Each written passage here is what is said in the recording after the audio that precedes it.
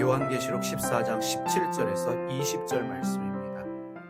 요한계시록 14장 17절에서 20절 말씀 읽겠습니다. 또 다른 천사가 하늘에 있는 성전에서 나왔는데 그도 역시 날이 선 낫을 가지고 있었습니다.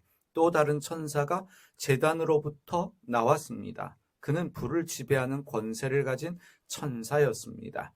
날이 선 낫을 들고 있는 천사에게 큰 소리로 말하였습니다. 날이 선 그 낫을 대어 땅에 있는 포도나무에서 포도송이를 거두십시오. 포도가 다 익었습니다. 그래서 그 천사가 낫을 땅에 휘둘러 땅에 포도를 거두어서 하나님의 진노의 큰 포도주를 만드는 술틀에다가 던졌습니다. 술틀은 성 밖에 있었는데 그것을 밟아 누르니 거기에서 피가 흘러나왔습니다. 그 피가 말 굴레의 높이까지 닿고 거의 1600 스타디온이나 퍼져 나갔습니다. 요한계시록에는 천사들이 자주 등장합니다. 아마도 성서에서 가장 많이 천사가 등장하는 말씀이 요한계시록이라고 우리가 말할 수 있는데 이 14장에도 여러 천사들이 등장합니다. 17절에서 20절까지 오늘 읽은 말씀에도 다른 두 천사가 등장하는 것을 우리가 알 수 있겠습니다. 먼저 날이 선 날을 가지고 있는 천사가 하늘에 있는 성전에서 나오게 됩니다. 그리고 불을 지배하는 천사가 제단으로부터 나왔습니다. 자, 불을 지배하는 천사가 제단으로부터 나왔다라고 할 때 이 제단에 주목해 보시기를 바랍니다. 요한계시록에서 제단은 성도들의 기도와 연결되어져 있습니다. 요한계시록 8장 3절에서 4절 읽어보겠습니다. 또 다른 천사가 와서 금향로를 들고 제단에 섰습니다. 그는 모든 성도의 기도에 향을 더해서 보좌 앞 금제단에 드리려고 많은 양을 받았습니다. 그래서 향의 연기가 성도들의 기도와 함께 천사의 손으로부터 하나님 앞으로 올라갔습니다.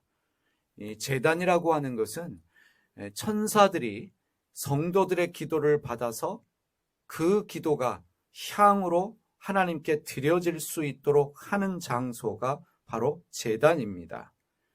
제단으로부터 나온 천사는 탄원하는 성도들의 기도가 하나님께 올려졌고 하나님은 기도에 대한 응답으로 천사를 보내셨다는 것을 상징합니다. 쉽게 말하면 제단으로부터 나온 천사는 성도들의 기도에 대한 응답으로 하나님이 보내셨다라는 것을 상징합니다.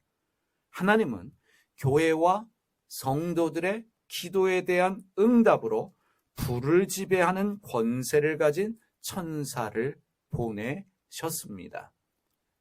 기도의 응답으로 불의 권세를 가진 천사가 온 것입니다. 자, 그러면 불의 심판이 무엇입니까? 불의 심판은 마지막 심판입니다. 성서에서 세상 마지막 심판은 불의 심판이다라고 말하고 있습니다. 그래서 천사가 불의 권세를 가지고 있다라고 하는 것은 그가 마지막 심판을 행할 권세를 가지고 있다라는 것을 상징합니다. 천사가 불의 권세를 가지고 있다.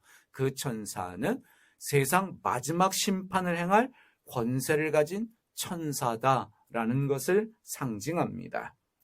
이사야 66장 16절 말씀을 읽어보겠습니다. 주님께서 불로 온 세상을 심판하시며 주님의 칼로 모든 사람을 심판하실 것이니 주님께 죽음을 당할 자가 많을 것이다. 요한계시록의 표현은 새로운 표현이 아닙니다. 요한계시록에 나오는 표현들, 상징들은 이미 구약 여러 곳에서 사용되어졌기 때문에, 기록되어졌기 때문에 구약 성서를 알면 요한계시록도 쉽게 이해할 수 있습니다. 자, 여기서 주목할 것이 있습니다. 불의 권세, 마지막 심판을 행할 권세를 가진 천사가 낫을 든 천사에게 명령합니다.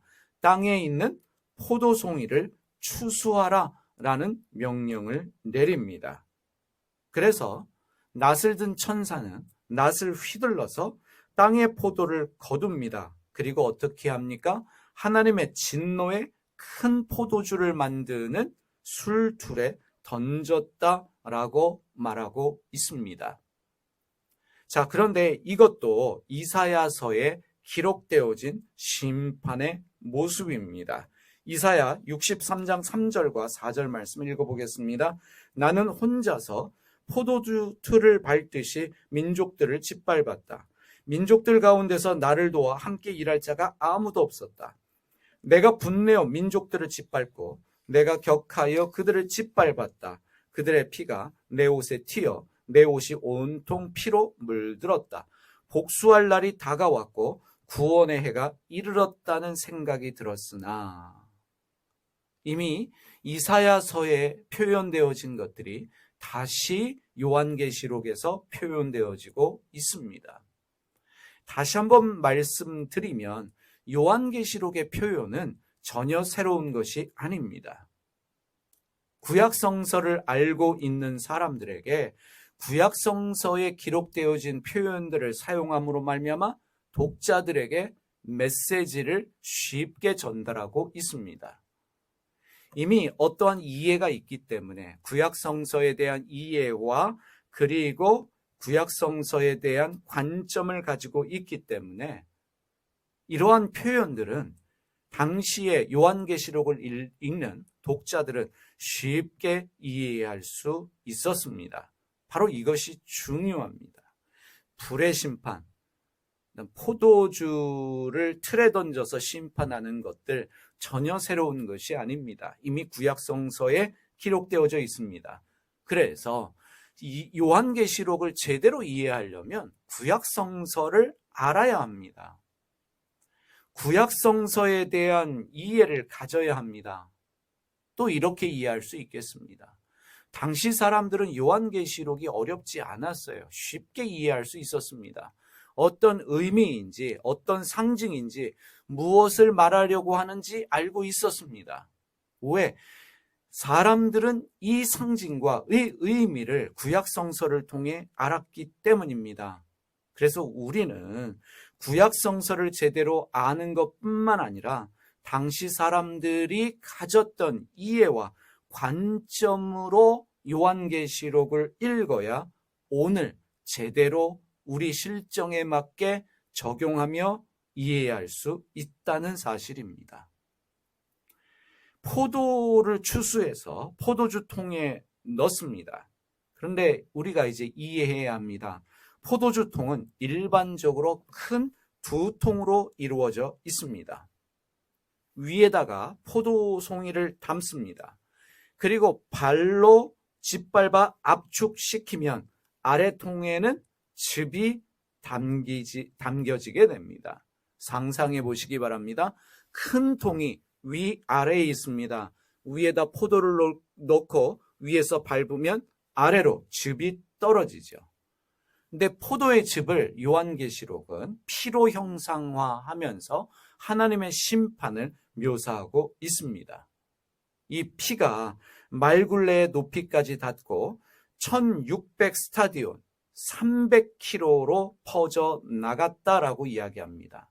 1600 스타디온은 300km의 길이를 얘기합니다.